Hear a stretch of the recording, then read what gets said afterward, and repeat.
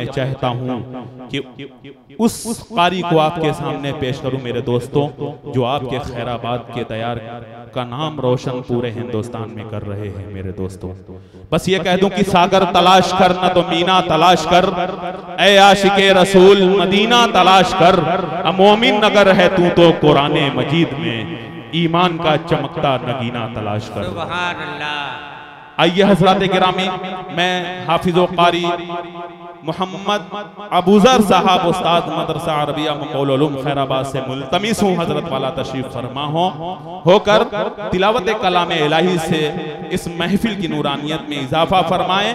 जो भी पढ़ता है वो हो जाता है दीवाना तेरा, जाने क्या बात है कुरान तेरे पारों में। क़ारी साहब, खुदा की रोशन किताब लेकर मिटाओ दुनिया की जुल्मतों को, बढ़ाओ ईमान का उजाला, ज़माना तालिब है रोशनी का। आपके सामने जनाबे क़ारी मोहम्मद अबूज़र साहब खैराबादी। अऊज़ु बिल्लाहि मिनश शैतानिर रजीम, बिस्मिल्लाहिर रहमानिर रहीम।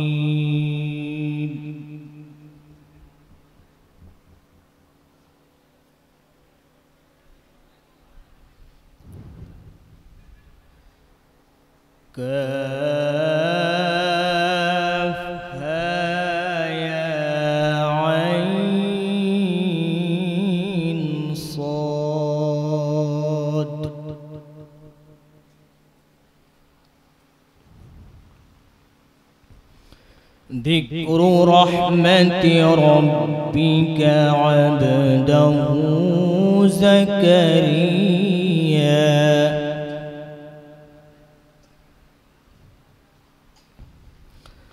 إذ نادى ربه نداء خفيا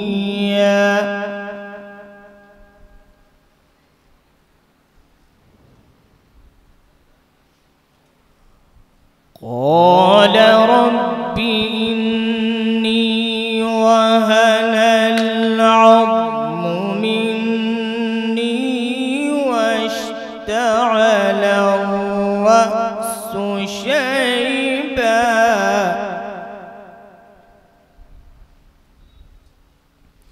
واشتعل الرأس شيبا ولم أكن بدعائك رب شقيا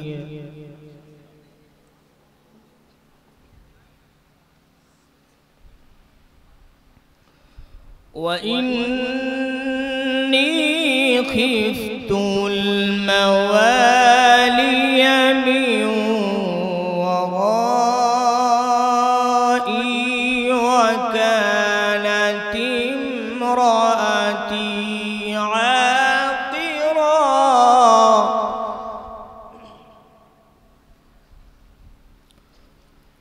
وكانت امرأتي عاقرا وقد بلغت من الكبر عتيا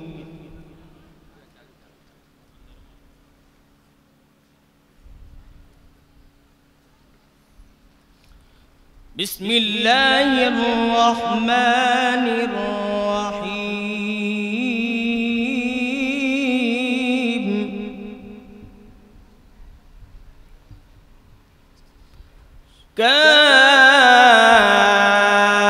كافها يا عين صاد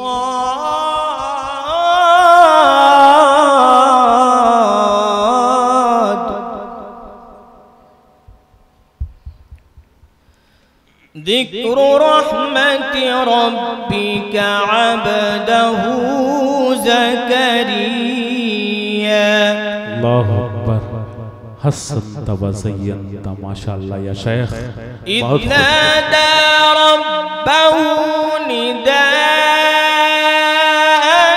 خفيا सुभान अल्लाह।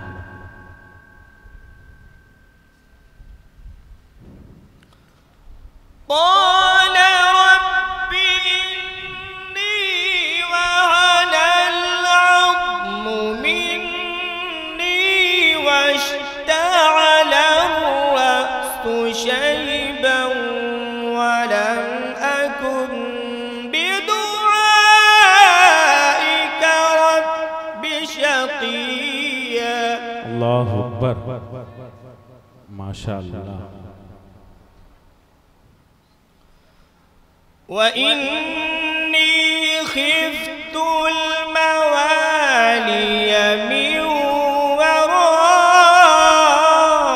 ورائي وكانت امرأتي عاقرا.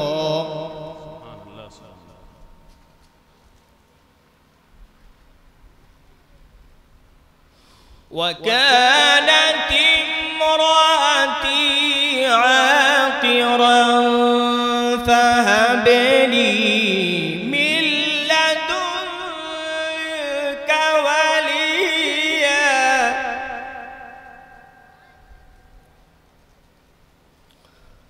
يرثني ويرث من آل يعقوب واجعله ربي رضيا.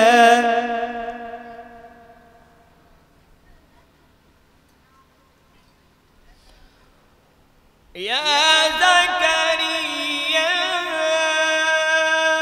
إنا نبشرك بغلام اسمه يحيى لم نجعل له من قبل سميا.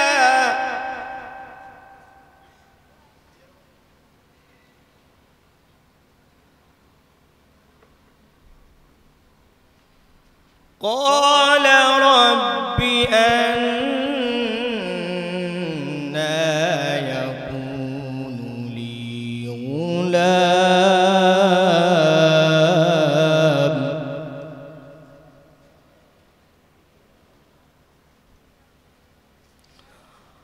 قال رب أنى يكون لي غلام وكانت امرأتي عاقرا وقد بلغت من الكبر عتيا. ما شاء الله.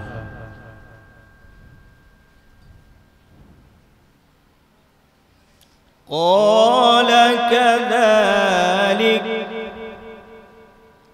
قال ربك هو علي هين. قال ربك هو علي هين وقد خلقتك من قبل ولم تك شيئا.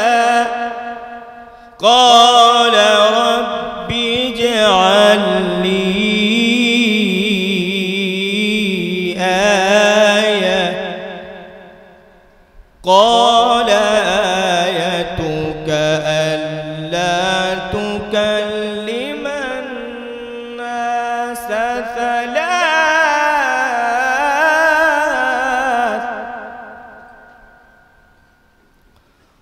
قال آيتك ألا تكلم الناس ثلاث ليال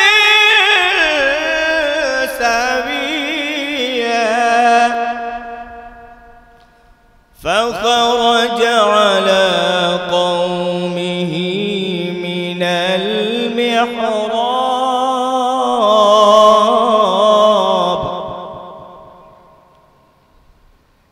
فخرج على قومه من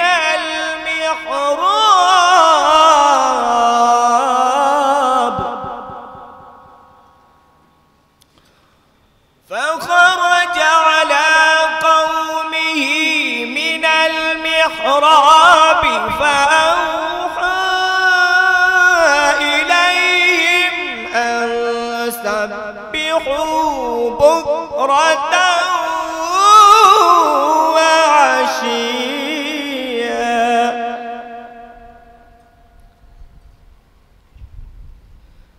الله أكبر الله أكبر بسم الله الرحمن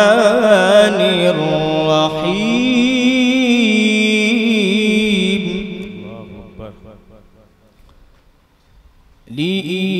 لإيلاف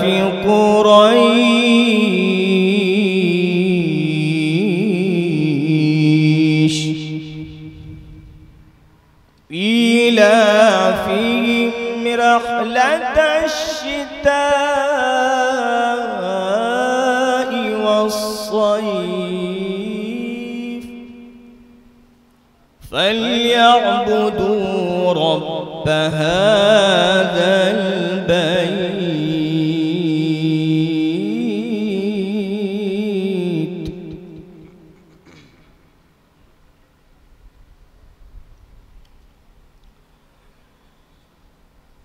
لإيلاف قريش إيلافهم رحلة الشتاء والصيف فليعبدوا رب هذا البيت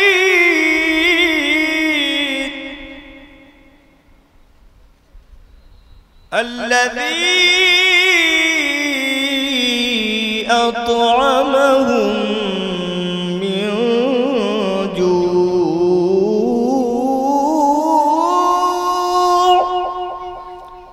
الذي أطعمهم من جوع وآمنهم من خوف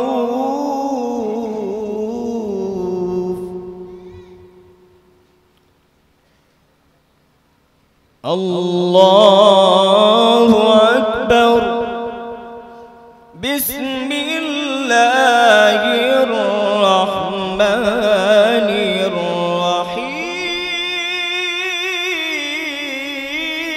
الرحيم بسم الله الرحمن الرحيم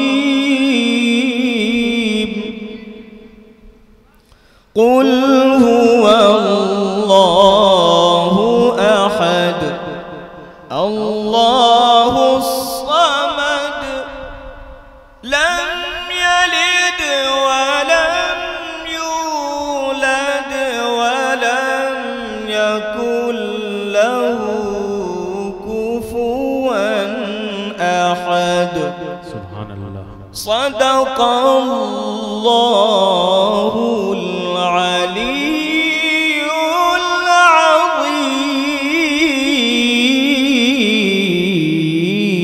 العظيم माशाअल्लाह।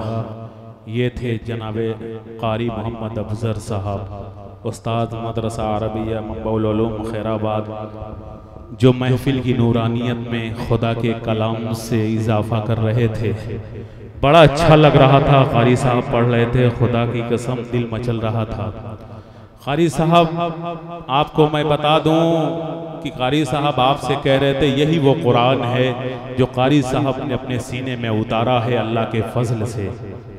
मेरे दोस्तों, मैं आपसे ये कहना चाहता हूँ कि कुरान मुक़द्दस की तिलावत से कारी साहब ये भी पैगाम दे रहे थे, वो जो आज कुरान को मिटाने और जलाने की बात करते हैं, कारी साहब उनसे कह रहे थे कि कुरान, उस कुरान को मिटा और जला सकते हो जो कागज के टुकड़ों पे लिखा है। हाजी साहब, कारी अबूजर साहब कह रहे थे कि उस कुरान का क्या करोगे मिटाने वालों, जो हम जैसे हाफिजो कारी के सीने में 30-30 पारे की शक्ल में अल्लाह ने महफूज कर रखा है। कारी साहब ये पैगाम दे रहे थे कि जिसे महफूज रखा है खुदा ने अर्श पर अपने, उसे तुम खाक करने के न देखो दिन में यूं सपने, फकत कागज जलाने से कलामे पाक जलता है, दिलों में हिफ्ज है जो फिर दिलों में खुद लगे छपने। और किया ऐलान मौला ने कि ये मिट ही न पाएगा, कयामत तक ये सीनों में यूं ही महफूज जाएगा। और मकाम अल्लाह ने बख्शा है जो भी अपने नबियों को, जिन्हें जिंदा खुदा रखे ज़माना क्या मिटाएगा। जिन्हें महफूज रखा है खुदा ने, जिसे महफूज रखा है खुदा ने, उसे जमाना मिटा ही नहीं सकता। मेरे दोस्तों, ये कारी साहब तिलावत करके आप उन लोगों को सच्चा पैगाम दे रहे थे।